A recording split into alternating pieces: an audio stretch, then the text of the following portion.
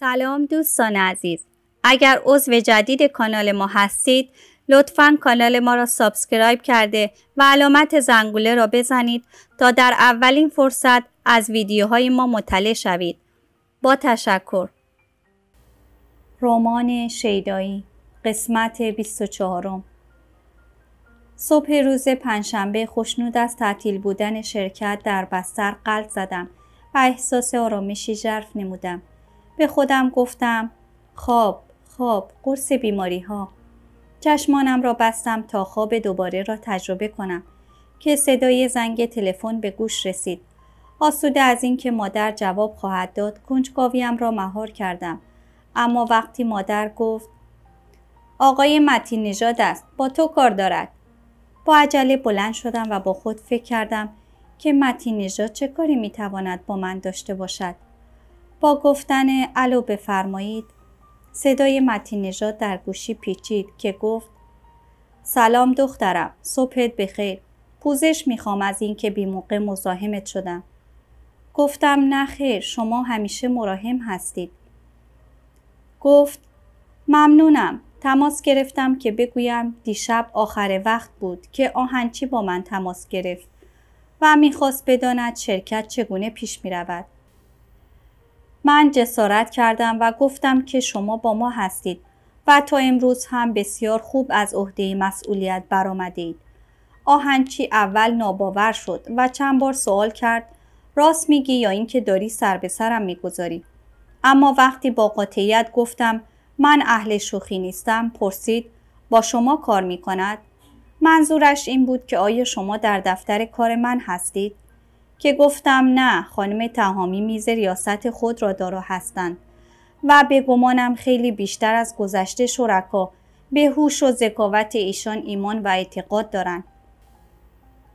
آهنچی گفت من میدانستم که او زن بی دست و پایی نیست و میتواند گلیمش را از آب درآورد.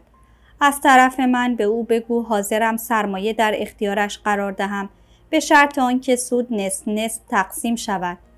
میدانید خانم تهامی، آهنچی مرد زرنگی است. او در استفاده میخواهد با شما شریک باشد و نه در ضرر. تلفن کردم که هم پیغام او را رسانده باشم و هم شما را آگاه کرده باشم. گفتم ممنونم که هوشیارم کردید. اگر یک بار دیگر تماس گرفت لطف کنید به او بگویید که تهامی گفت قول میدهم سال دیگر من به تو تلفن کنم و بگویم که حاضرم سرمایه در اختیارت قرار دهم. من با همین سرمایه که شروع کردم برایم کافی است. متین نژاد گفت به عقیده من هم همینطور بهتر است. در ضمن فردا شب در خانه این حقیر مهمانی کوچکی برپاست که از شما دعوت میکنم تشریف بیاورید. بقیه دوستان هم هستند. گویا دیروز مهمان داشتید و نتوانستم شما را ببینم. گفتم با کمال میل خواهم آمد. خوشحال شد و گفت پس لطفاً آدرس منزل را یادداشت کنید. آدرس را یادداشت کردم و پس از قطع تماس دیگر خواب از چشمم رمیده بود و به جای این به این فکر کردم که چرا عماد جویی وضع شرکت شده. آیا او از این تماس منظور خاصی داشته که به آن رسیده و متین نژاد خیالش را آسوده کرده است؟ مادر پرسید صبحانه میخوری؟ گفتم عماد تماس گرفته و از متین نژاد پرسجو کرده که ببیند من چه میکنم و آیا هنوز در شرکت هستم یا نه. مادر با خشم گفت من که راه میروم او را نفرین میکنم که خدا به روز سیاهش بنشاند تا بفهمد که با آبروی مردم بازی کردن چه مزه‌ای دارد.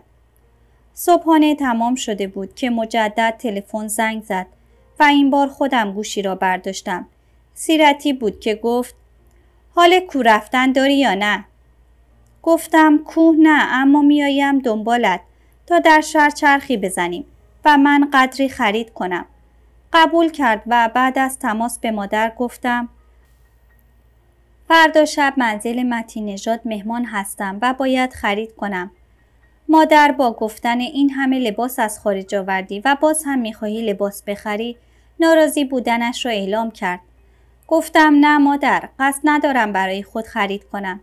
میخواهم کادویی مناسب برای متین نژاد بگیرم. مادر که قانع شده بود سکوت کرد و من لباس پوشیدم و از خانه خارج شدم.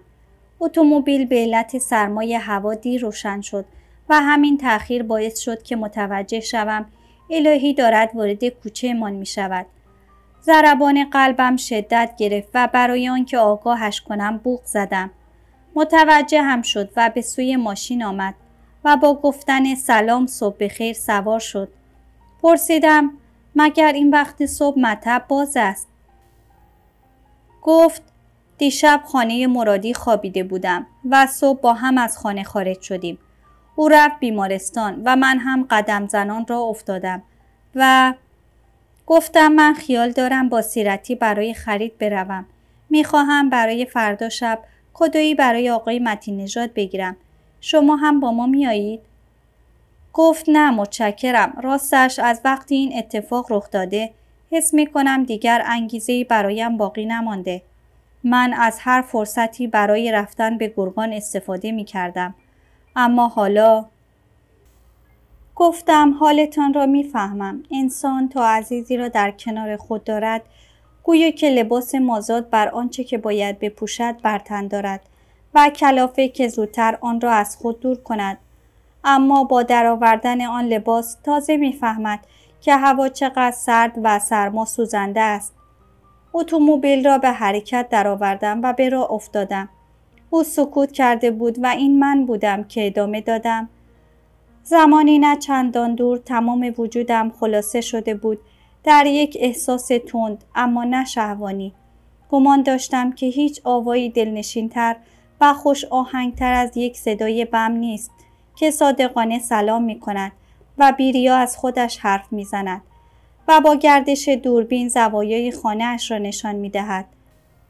وقتی آن روز گوشی را برداشتم و به خود جرأت دادم تا شماره بگیرم حاضر بودم به تمام مقدسات قسم بخورم که شنونده سلام من پاک و مبرا از هر نیرنگی است و با همین نیت هم بود که تمام گلبرگ‌های خشکیده را به صفحات کتاب شعر سپردم تا حافظش باشند، چون باور دارم که شاعر خالصانه ترین احساسش را به صورت شعر می سراید و به یادگار می گذارد.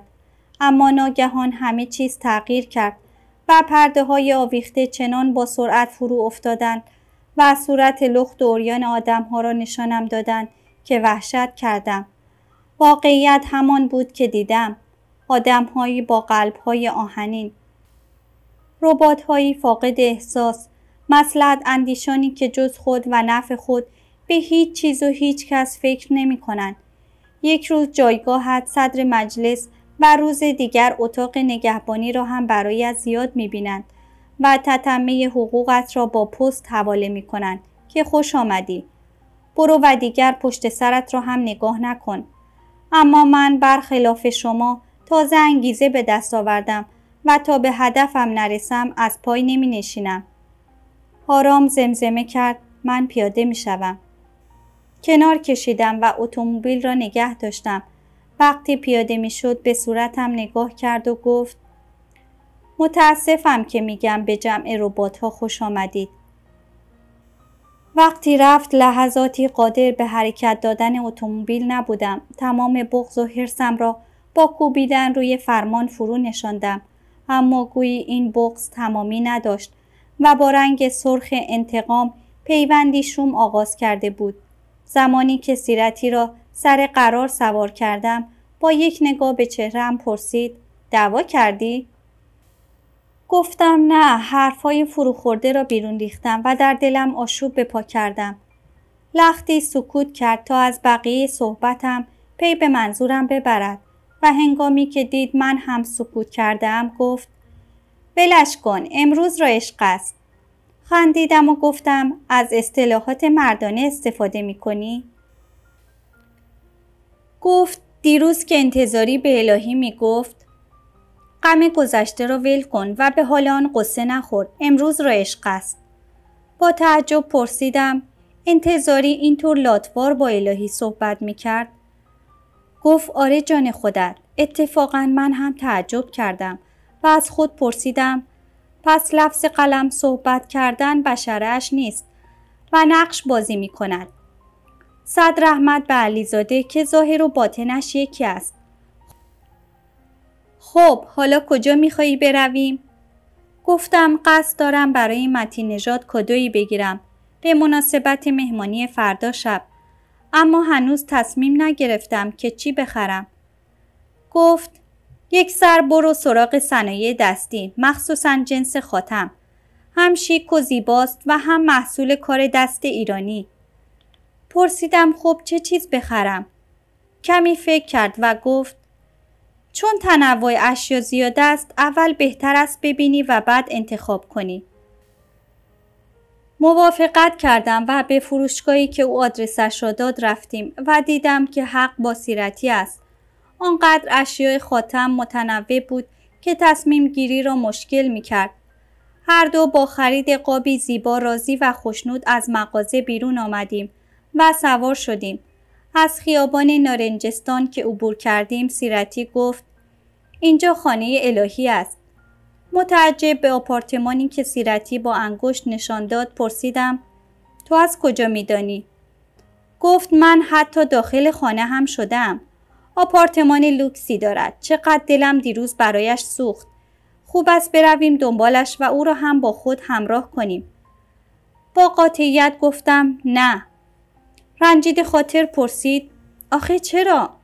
یادت بیار تو آلمان که بودیم چطور مثل پروانه دور ما میچرخید؟ مخصوصاً برای تو که از همسرت دلسوزتر بود. گفتم با این حال درست نیست که ما برویم به در خانه او بگوییم. چه بگوییم؟ گفت هیچی. میگوییم ما قصد داریم برویم خیابانها را چرخ عباسی کنیم. اگر دوست دارید همراه ما بیایید. آخ تارا خواهش میکنم. بیچاره خیلی تنها شده و دلم. گفتم من پیاده نمیشوم. اگر میخواهی دعوت کنی خودت باید انجامش بدهی. گفت باشه خانم ها. کاری نخواهم کرد که به پرستیژ شما بر بخورد. خودم دعوتش خواهم کرد. میدان نارنجستان را دور زدیم و هنگامی که نزدیک آپارتمان او رسیدیم به سیرتی گفتم شاید خانه نباشد. بی تفاوت شانه بالا انداخت و گفت نباشد. آن وقت یکی به نفع ما می شود. منظورش را نفهمیدم و او پیاده شد و زنگ را فشرد. لحظه ای بعد صدای گفتگویش را شنیدم که گفت آقای الهی من هستم سیرتی. صدای تلیک باز شدن در آمد و سیرتی با گفتن الان برمیگردم داخل شد و در را بست. میدانستم که کار درستی انجام نمی دهیم و از اینکه در مقابل خواسته سیرتی کوتاه آمده پشیمان شده بودم. از سوی هم حسی موذی وادارم می کرد ببینم در مقابل درخواست سیرتی چه خواهد کرد. آیا تسلیم شده خواهد آمد یا آنکه بهانه‌ای برای نیامدن خواهد تراشید. وقتی در حیاط باز شد و سیرتی به تنهایی خارج شد خوشحال شدم. او که سوار شد گفتم حالا راضی شدی که خیت شدی و قبول نکرد؟ خندید و گفت اتفاقاً خوشحالم شد و دارد لباس می پوشد. بنده خدا از بیکاری نشسته بود و فیلم آلمان را نگاه می کرد. پرسیدم راست میگی؟ یعنی راستی می آید؟ خونسرد گفت خب بله مگه اشکالی دارد؟ ما که با هم غریبه نیستیم. باور کن آنقدر که به الهی احساس خویشی و نزدیکی می کنم به علیزاده که مهرش را در قلبم جای دادم احساس نزدیکی نمی کنم. گفتم حرفهایت مرا گیج می کند. تو هم مثل شبنم نه دوستیت معلوم است و نه دشمنیت. با صدا خندید و گفت من در مورد آدمهای مصیبت دیده و زجر کشیده حساسم و اگر به من بدی هم کرده باشد از آن می گذرم. چه برسد به این بنده خدا که جز خوبی و خیرخواهی برایم نخواسته است. وقتی در حیاط مجدداً باز شد و او بیرون آمد من از پشت فرمان خارج و پیاده شدم. او به اتومبیل نزدیک شد و با سلام و احوالپرسی گرمی که گویا اولین برخوردمان بود اشاره به اتومبیل کرد و گفت لطفاً بفرمایید. گفتم ترجیح می دهم شما رانندگی کنید. می ترسم تصادف کنم. قبول کرد و پشت فرمان نشست و من هم در صندلی عقب نشستم. وقتی اتومبیل را روشن کرد پرسید: از اینکه شادیتان را با من تقسیم کردید ممنونم. خب کجا برویم؟ به جای من سیرتی گفت: ما جای خاصی را در نظر نداشتیم. هر کجا بروید فرقی نمی کند. گفت: پس با اجازه تان می رویم دریانور. سیرتی گفت: کجا؟